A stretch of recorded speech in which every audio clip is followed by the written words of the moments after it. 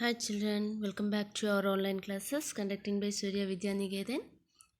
I hope you all are feeling well. And today we are going to discuss about a poem that's written in March 5th class, second term.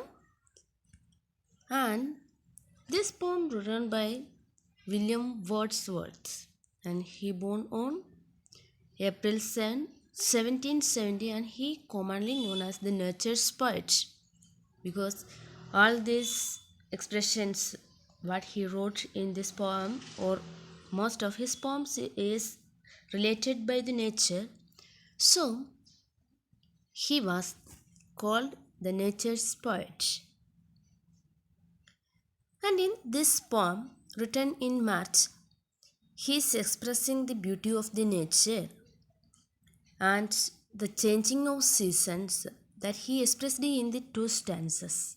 And before going to learn this poem, we have to know about the archaic words.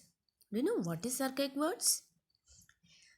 These are very old or old fashioned words, or we can express it in old English words for new words. Here in this poem, we have some archaic words: doth, hath, anon. And doth is used for here do or does, and hath has or have. Anon means here very shortly or quickly. For the easy understanding of this poem, I had divided the poem in two stanzas here. And the first stanza is: the cock is crowing, the stream is flowing, the small birds twitter, the lake doth glitter. The green field sleeps in the sun, the oldest and youngest are at work with the strongest. The cattle are grazing, their herds never rising, there are 40 feeding like one. In this stanza, the first two lines is: the cock is crowing, the stream is flowing. Cock is crowing means here the poet means that the day begins with the sound of the cock, and the stream is flowing. And the stream is flowing. The small birds twitter. Twitter means here the sound of the birds, chirping sound. The lake doth glitter. The lake doth. Doth means here do. The lake do glitter. Glitter means shine. When the sunlight falls on the lake, the water is glittering. And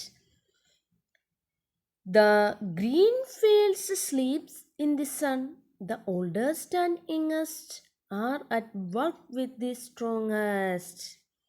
The green field sleeps in the sun. The green field sleeps in the sun means the sun moves over the green fields, and the people, young and old, regardless of their age, are seen to be working with utmost concentration. There are no differences here. All are working. That means the oldest and youngest are at work with the strongest. So, here the oldest, youngest, and the old people here. Everyone is working together, and the cattle are grazing, their herds never rising. There are 40 feeding like one. The cattle are grazing. Grazing means they are feeding, and the herds never rising. They are eating their food. They are grazing there together, and there are 40 feeding like one.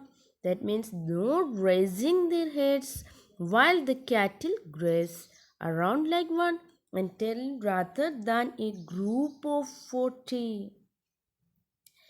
In this stanza, the poet want to say different aspects of nature and imagine the scenes of beauty that Wordsworth is describing here. And the day begins with the sound of the cock indicating the rise of a new day amidst the continuity of the stream flowing. The birds chirp around, the lake glitters as the sun moves over the green fields. People, young and old, regardless of their age, are seen to be working with almost concentration and not raising their heads while the cattle graze around like one entity rather than a group of 40. A normal day in the world is described in order to show routine that's set in this stanza.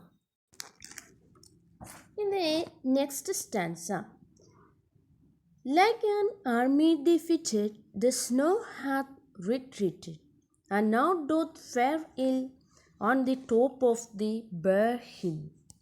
The ploughboy is whooping anon anon. There's joy in the mountains, there is life in the fountains. Small clouds are sailing, blue sky prevailing. The rain is over and gone. Like an army defeated, the snow hath retreated. Here, the snow is compared to a defeated army as it retreats and the spring takes over the earth. That means all the snow in here defeated and hath retreated. Here, hath means here all the English form of have. Okay, and now doth fare on the top of the bare hill. Now, without snow, the hill is bare and open to change. The bare hill will be covered in green and flowers in no time as the springtime begins. Okay. The ploughboy is whooping anon anon. The ploughboy means here one who plows the field. The ploughboy is whooping anon anon, whooping anon anon, shouting again in joy. He ecstatic with the change in season as he goes around with joy. There's joy in the mountains, there is life in the fountains. There is joy in the mountains. The mountains and fountains seem to come to life as springs take over the harsh winter days. Before the March, the poem is written in March, and before the March, there was winter season, and all the mountains and covered with snow. Now all are retreated, and there is no snow in the mountains, and now it is bare. Bare means empty here, and the mountains and the fountains has life and joy. The mountains has joy and the fountains has life. Small clouds are sailing, blue sky prevailing. The rain is over and gone.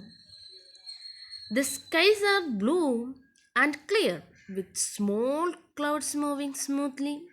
The days of rain, winter, and harsh times are over and gone. Small clouds are sailing, blue sky prevailing, the rain is over and gone. That means now the sky is very clear and the rain had gone and everything was cleared for the March. Here the poet is expressing in the first stanza the normalcy of a day. The second stanza gradually shows the changing times with the changing seasons according the nature's reaction to the positive changes. In the second stanza, completely says that the snow is compared to the defeated army as it retreats and the spring takes over the earth. Now, without snow, the hill is bare and open to change. The bare hills will be covered in green and flowers in no time as the springtime begins.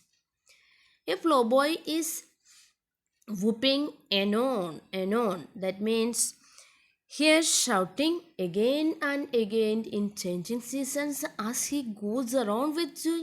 The mountains and fountains seem to come to life as the spring takes over the harsh winter days. The skies are blue and clear with small clouds moving smoothly. The days of rain, winter, and harsh times are over and gone. And children, I hope you understand this explanation of this poem, and we will meet in the next class with the textual grammar. Thank you for watching.